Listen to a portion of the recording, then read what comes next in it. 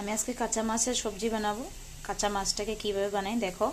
এটা মধ্যে তৈরি করেছি আমি পেঁয়াজ দিয়েছি, অল্প জিরে গুঁড়ো, মরিচ গুঁড়ো, কাঁচা লঙ্কা, টমেটো আর 2-3 ডুয়া রসুন। এটা এখন আমি পেস্ট করে নেব। তো চলো কাঁচা মাছের রেসিপিটা দেখাই। তো আমার মশলাটা তৈরি, এই যে মশলাটা পেস্ট করে নিয়েছি। তখন আমি এটা সম্বার দেওয়ার জন্য, এটা দেওয়ার আগে কি সম্বার দিই চলো দেখাই। তেল গরম হয়ে গেছে, এখন আমি এটাতে অল্প গোটা জিরে সম্বার দিয়ে দিয়েছি, অল্প একটু পেঁয়াজ কুচি, আধাটা পরিমাণের মতন পেঁয়াজটা দিলে হবে, কিন্তু আমি পেস্টের মতো পেঁয়াজটা দিয়েছি। আর দিয়ে দিয়েছি টমেটো কুচি, টমেটোগুলো দিয়ে দিয়েছি। এখন এটা অল্প লাল হতে হতে মশলাগুলো যে ভিতরে যে পেস্ট করেছি সেটা দিয়ে দেবো। পেঁয়াজটা অল্প একটু হোক,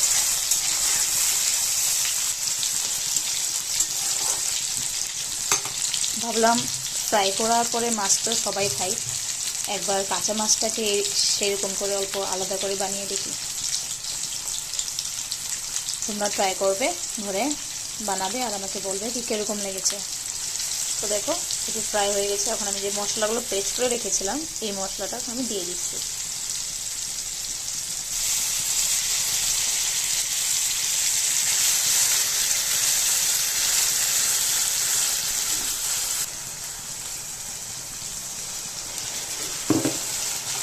নাড়াচাড়া করবো।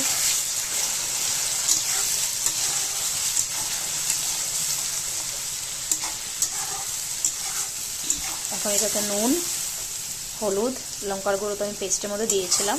তোমরা যদি চাও তাহলে তোমরা আরও দিতে পারো, আমি দেবো না, আমি পেস্টের মধ্যে দিয়ে দিয়েছিলাম। এখন আমি এটার মধ্যে নুন আর হলুদ দিয়ে দিব, তারপর এটাকে ভালো মতন ফ্রাই করব।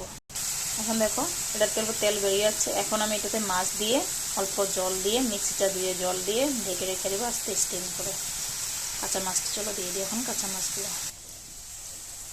এখন মাছ দিয়ে দেখো কাঁচা মাছ দিয়ে দিয়ে দিচ্ছি।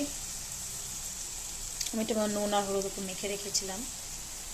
তোমরা চাইলে নুন হলুদ নাও মাখতে পারো, এমনি দিয়ে দিতে পারো, কিন্তু আমি উপর নুন হলুদটা মেখে রেখেছি।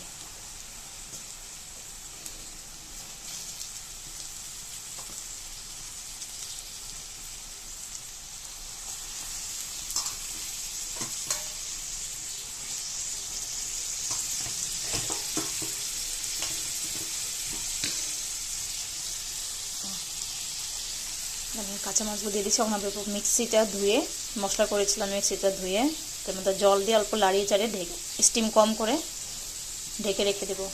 তারপরে হওয়ার পর লাস্টের একটা খালি জিনিস দেওয়া বাকি, তা হলো ধনে পাতা, সেটা আমি পরে দেবো। এই দেখো কাঁচা মাছটাকে আমি অল্প লাড়িয়ে নেব মশলার সাথে। পরোটা লাড়া দিতে পারবো না, তার জন্য অল্প মশলাটাকে কাঁচা মাছের সাথে লাড়িয়ে নিই। খেতে খুবই ভালো লাগে। তোমরা চাইলে এটা দইও দিতে পারো। আজকে আমার কাছে দই ছিল না, তার জন্য আমি দইটা দিই নেই। আমি আরেকদিন দেখাবো দই দিয়ে কীভাবে বানাতে হয়। তার আগে তোমরা এরকম করে ট্রাই করে দেখো। এই যে মশলাটা দিয়ে একটু লাড়িয়ে চাড়িয়ে নিয়েছি। এখন আমি এটাতে এই যে মিক্সিটার মধ্যে রেখেছিলাম, মশলা করেছিলাম তার মধ্যে জল দিয়ে দিয়েছি। এখন আমি এটাকে জল দিয়ে ঢেকে রেখে দেবো। দেখো হয়েছে। এখন আমি এটাকে জল দিয়ে দিব।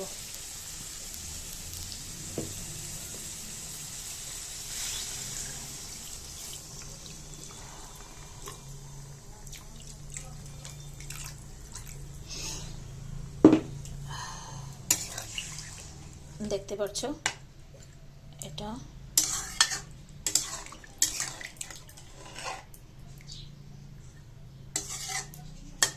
এটা এখন স্টিম আমি কম করে ঢেকে রেখে দেব।